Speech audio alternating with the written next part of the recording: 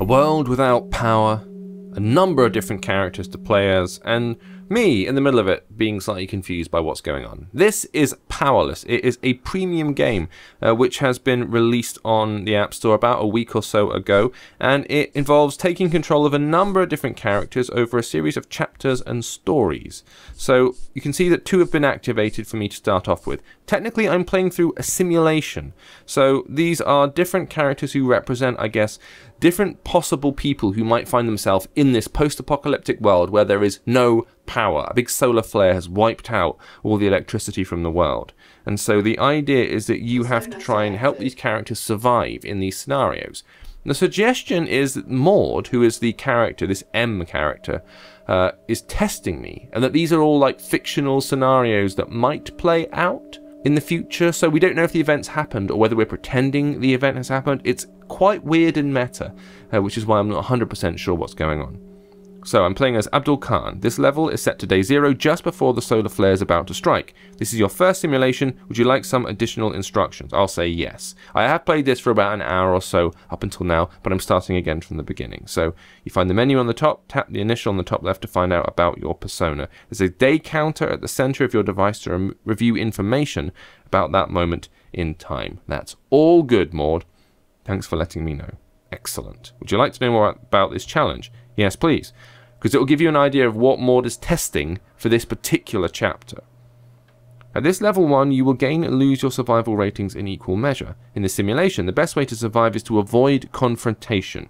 As your survival rating improves, I'll be able to unlock new personas. So, some of these scenarios have been about tackling violence head-on or being altruistic and looking after other people. This is about avoiding violence, so bear that in mind.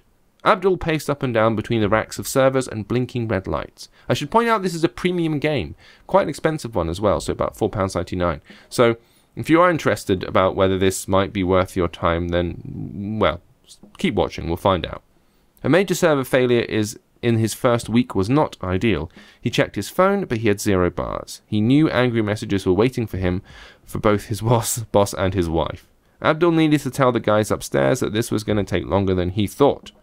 Right. Tell people immediately or take a breath of fresh air.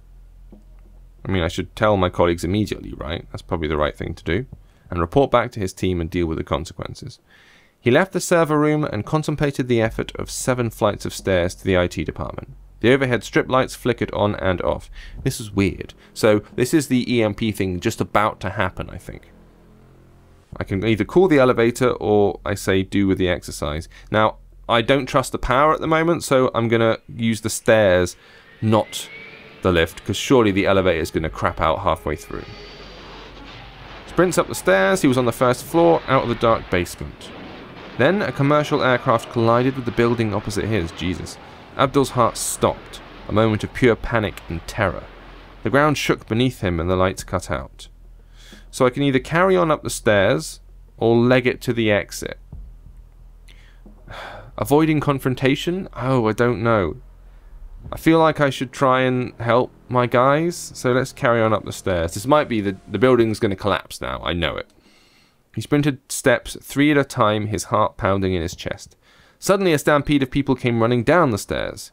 He was swept up as the whole of his office were fighting to get outside. We're being attacked, terrorist attack. Were they right? Abdul hasn't felt this level of fear and panic since he was at his home in Afghanistan. He wanted to get as far away as possible from whatever was going on.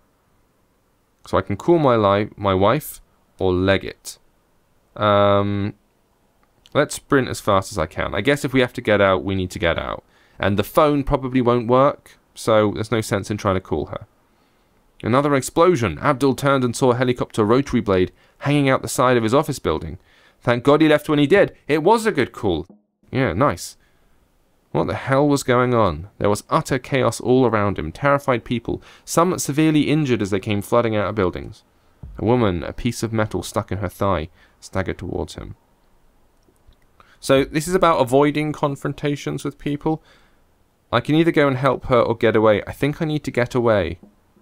This is a horrible thing to do because my instinct is to help her, but if this is about avoiding confrontation, I need to just get out of everywhere and every situation. Okay, he started running towards their home in East London. He couldn't even imagine how many lives would be lost in this disaster.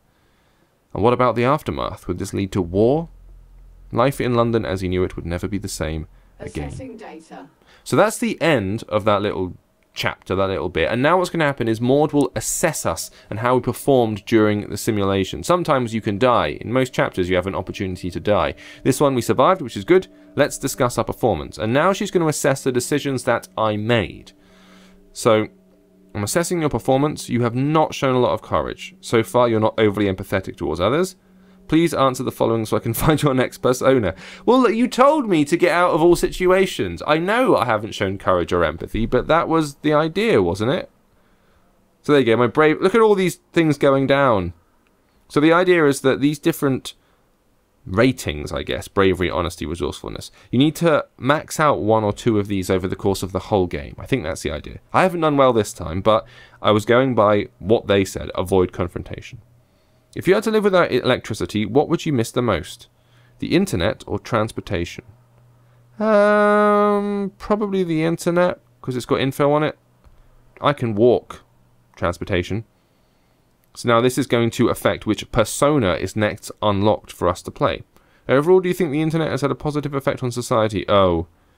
There's so much bad stuff on the internet, you guys. But on the upside, the spread of information to people everywhere. So I'll say good. Remember, there'll be more to explore in this persona. You can continue with Abdul level 2 by selecting him from the menu. And when you return, you don't have to just look after him, but his wife as well. So now, it's going to give us information about... Yeah, we already saw me fail in this. And now we've unlocked Harry. Anyone else available to play? Constantine was playable from the beginning, so we can now dive into Harry's story if we want. And this is how the game works. This is how it plays out. You need to survive as each of these characters for as long as possible, usually about 3 chapters a piece, and then you will unlock more. If you die early on, the game just stops, and you never get to see the other character storyline. So that's what this is all about. On the one hand, I like visual novels in general. I like these things where it's about morals and choices and theatre of the mind. That stuff's all really good. I think this is a little bit on the unfocused side. Jumping between the personas is a bit odd, but ambitious. That's good. I also think that there is a problem here where there's a lot of kind of spelling errors, punctuation errors. The writing isn't necessarily that engaging, I don't think, which is a problem when it's a premium game that costs a lot of money. So I'm slightly on the fence about this one. If you do want to get it, it's out right now on iPhone and iPad. I don't know if it's on Android yet, but Powerless is the name. If you like what you've seen so far, maybe give it a look. But otherwise, I think maybe there are better examples out there. I'm thinking of games like Sorcery from the Inkle lot and 80 Days particularly being superb examples of visual novels, which also have an interactive gameplay element. So maybe give those a look if you like this sort of thing. Thank you for watching. See you next time.